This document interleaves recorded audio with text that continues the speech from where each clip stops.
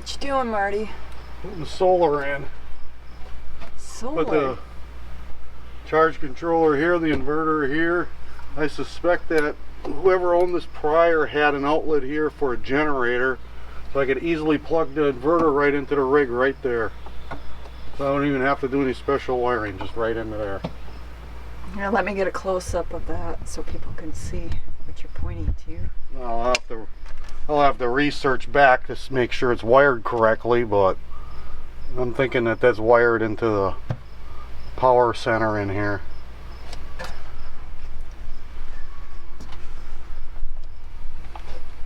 I'm hoping. Yeah, let's hope so. So if you want to keep checking back, you see how far I get. Yeah, this will be a process, won't it?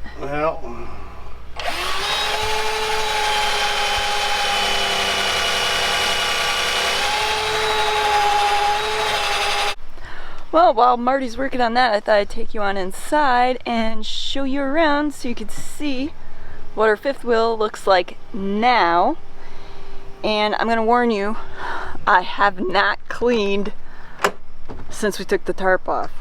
It was clean when we put the tarp on because, again, I had done all the cleaning, had gotten it all set up for us to go out on our trip, and then we ended up having to cover it up because, as you heard previously, Marty had that heart attack and we didn't go. So I have not cleaned since the mice have been in here, and so if you see remnants, turds, whatever, that's because I haven't cleaned in here yet. Not because I'm a dirty housekeeper, just haven't gotten to cleaning it yet. Hasn't been on my list of priorities quite yet.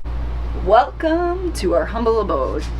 And I say humble because this thing is an older model and used by at least 2 owners, because the person we bought it from was totally inexperienced with RVing and had to have a checklist on how to do the winterization of it because the person that owned it before, who I believe bought it brand new, had done their own modifications to the plumbing system, and so the guy that had it, that we bought it from, had no clue what to do, and they had to write out a list of stuff that he had to do, and it was pretty evident that he had bought it for his girlfriend who wanted to camp, didn't want to tent camp because he was accustomed to tent camping, so he bought this rig so that they could camp together.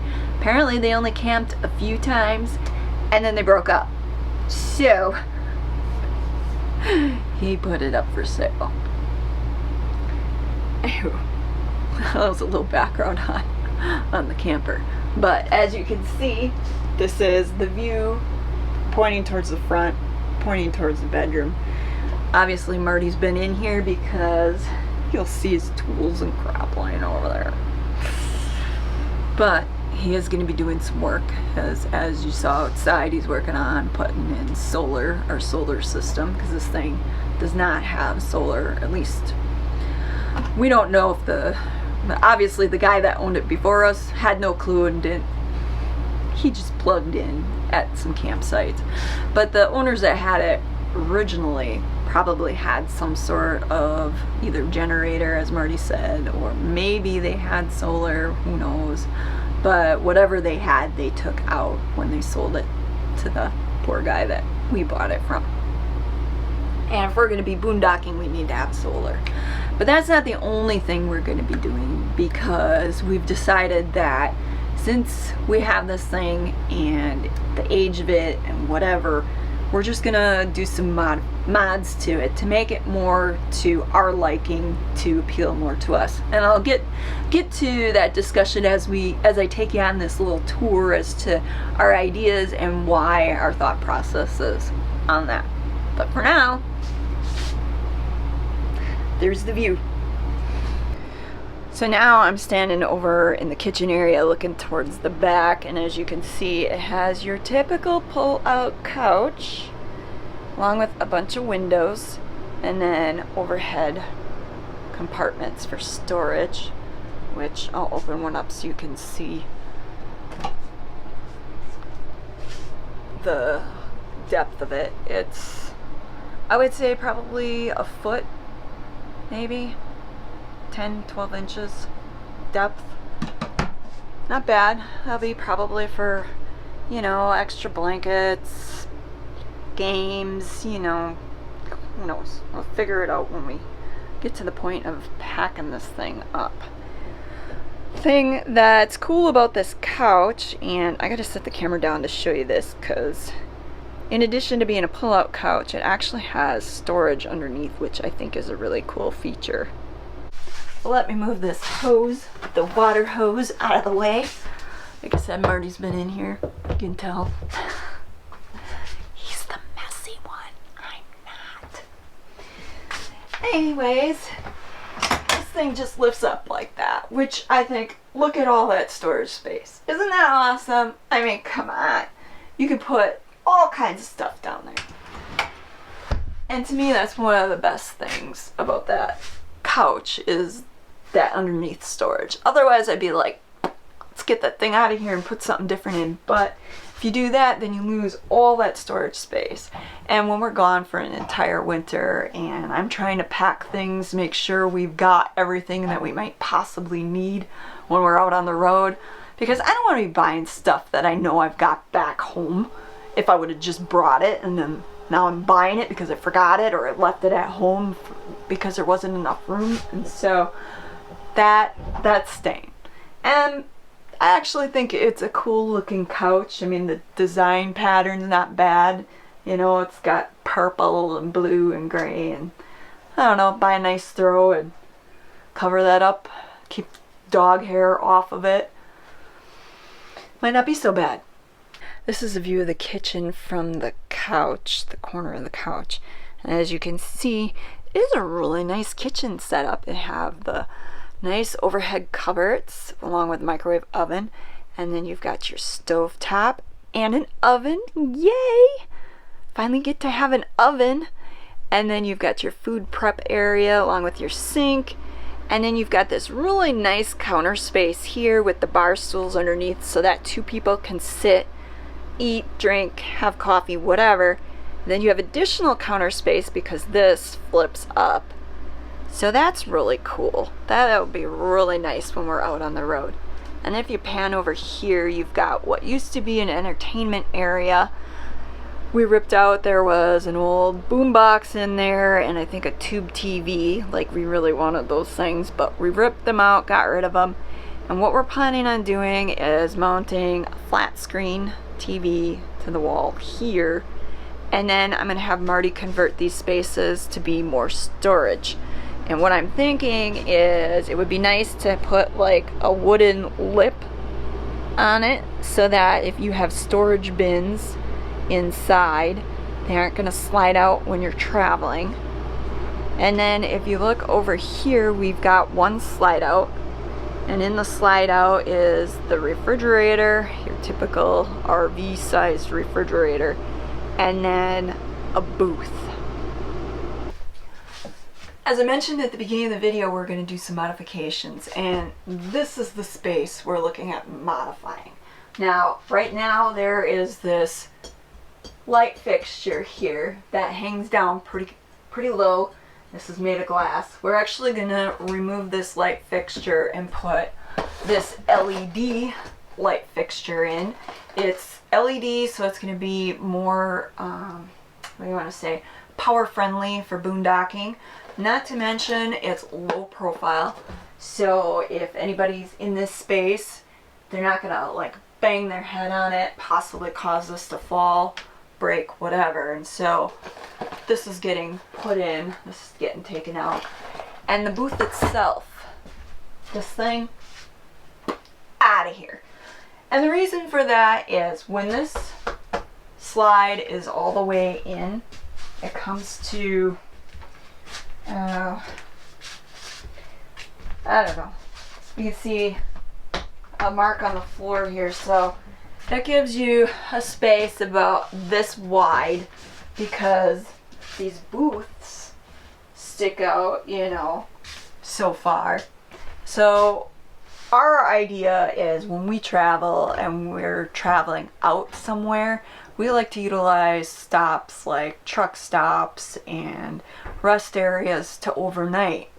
And when you're doing that, you can't be putting the slide out. You can't be setting up like you're picnicking, camping. And so when we bought this fifth wheel, we bought it specifically because when the slide's in, you can still access your fridge, access your stove, your sink, your bathroom, your bedroom, no problem. But one thing we found that when the slide is in, you've got this booth sticking out, and in all reality, we don't need a booth. We're planning on sitting at the little breakfast nook here for eating, or sitting outside when the weather's nice. And so this big old booth that can seat 4 people, we don't need. There's only 2 of us. And granted, I'm going to be giving up a little bit of storage because there's some storage that's underneath these booths here.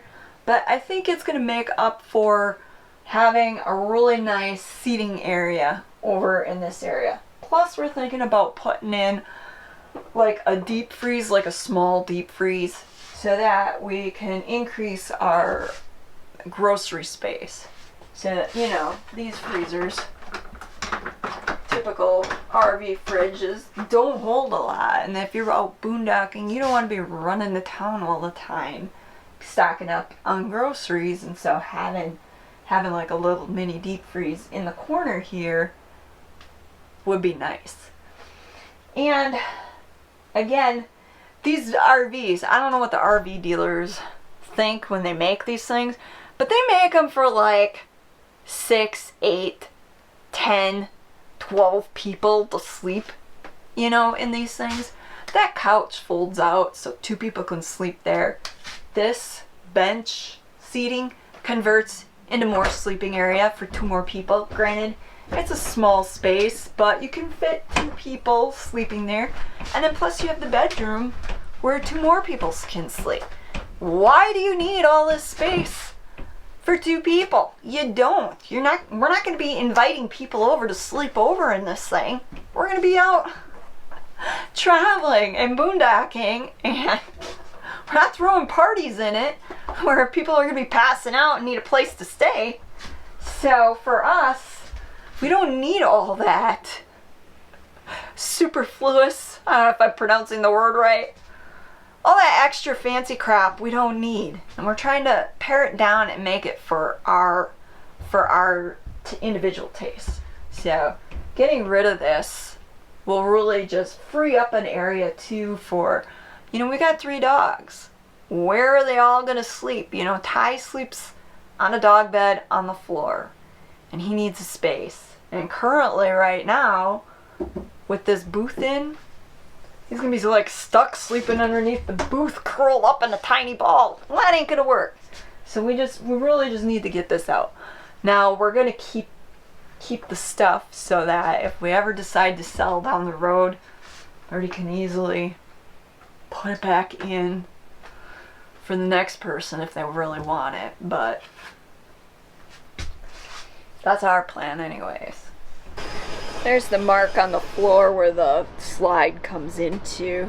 Marty's gonna have to jack the slide up too and fix that so it doesn't keep scraping on the linoleum. And then the carpeting that's in here, after we remove the booth, Marty's gonna replace that with new carpeting. It's gonna be the same carpeting that's in my office, because when we bought that carpeting, Menards gave us a whole extra section that we didn't need, and so we're gonna take that and Marty's gonna put that in here.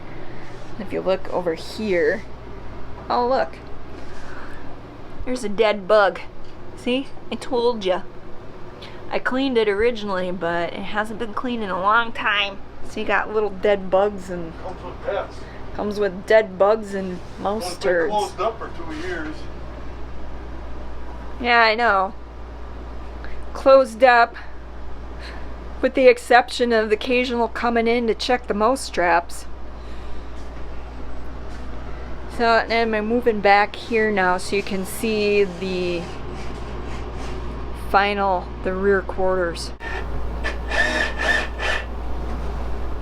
What you doing now? Oh, just putting in this wire for solar.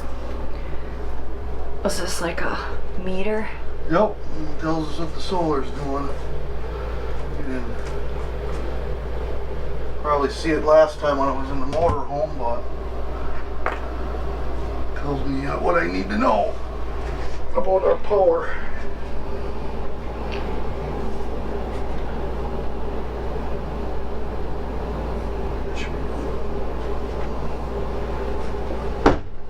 Put it down there so we can see it from out there, and at night if it starts blinking or if it gets low, the light will be flashing that way, not like how you are. The tiniest little light at night can bother you, so that's why I put it under there too. You know I'm all about the covered space, and so I really like that this fifth wheel has this awesome pantry, which would be great for storing groceries when we're out boondocking. And then it has this other feature I really like, and that's this door, which is a necessity when you have a beagle that all she wants to do is shack up in your bed all day long. And so this will keep Mocha from sleeping in our bed all day when we're out exploring. And then over here you've got like your, what do you want to call it, your bedroom closet drawers. So I'll open it up for you. I apologize, there's no good way to get a good look in this. It's so tight quarters here. This is just your typical closet. We added in this shoe rack so that I can put shoes underneath and on top, because you know I've got like 25 pairs of shoes. Not that I'm going to bring them all, but can't expect me to only bring one or two. The way they have this fifth wheel set up, they have the bathroom sink out here along with your medicine cabinet and your towel ring for your hand towel, and then in here you have your toilet, your shower, and another large covered space for towels and whatever else you want to put in there.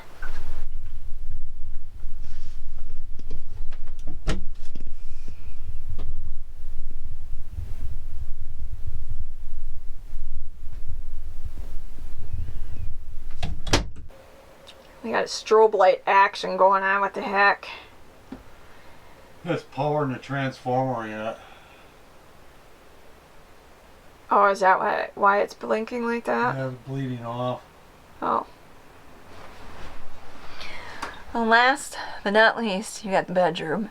What I really like about this fifth wheel is that it has an actual queen size bed, unlike our Sun Voyager, which had a short queen. Now, if you know anything about sleeping on a short queen, it is not comfortable if you're tall. And then of course you've got typical overhead compartment for storage, and then as you saw when Marty was working on installing that meter, there's storage space underneath the bed. Not a lot, but some. So I think we're actually pretty good on the storage. And then the other thing I like is next to the bed on either side is an outlet and like a little nightstand area with a drawer. And now I'm not sure if I'm gonna actually set anything cool up on the side of the bed by me, or if that's where I'm gonna put Mabel's bed. Because now that we're reduced to a queen size bed, she can't sleep in between me and Marty, and so I'm thinking I'm probably gonna set her bed up on top of my nightstand, and then Mocha will probably end up sleeping on the floor in her bed next to Marty. That's if she doesn't like worm her way into our bed every night at the foot of the bed. This is just a view so you can get a better look at where the bathroom sink is in relation to the bathroom door. And of course you've got the hallway, and that's the back of the fifth wheel. And then over here Marty had installed this TV with a Roku player for us, and that was installed before we put the tarps on and let it sit for 2 years. And then if you look up, you've got your standard vent with fan, a light fixture, your duct for the air conditioning, and I'm not sure if heat comes through there or not, probably just air. And then you've got speakers on either side in the ceiling, but we won't likely use that.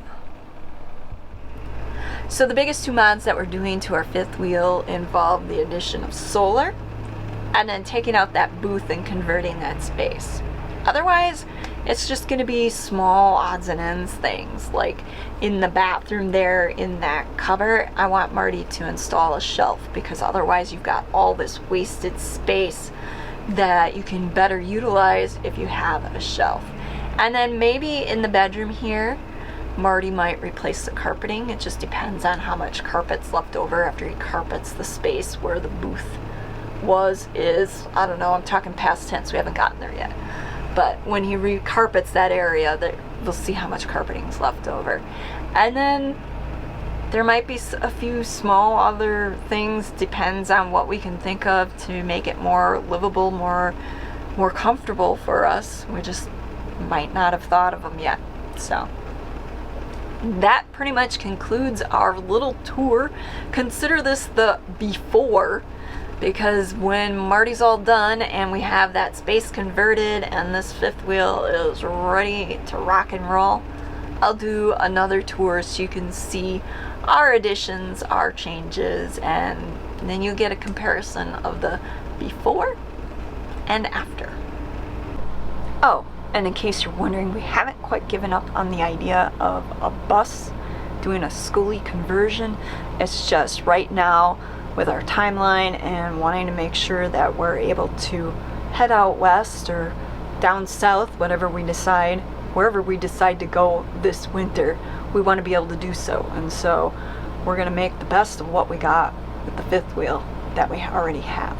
Until next time, this is Sightseeing Sally. If you liked the vid, make sure you give it a big thumbs up, because giving a thumbs up lets me know that you liked the vid. Well, I mean, you can hate the vid too, but I just like seeing thumbs up. If I'm being honest, if you haven't already, hit subscribe, because a subscription to my YouTube channel is free. And share my vids on your social media accounts, whether it's on Instagram, Twitter, YouTube, Facebook, whatever. Sharing the love would be greatly appreciated. Special thanks goes out to all our fellow sightseers here on Patreon and PayPal. Without you, these videos wouldn't be possible. And the deconstruction process begins.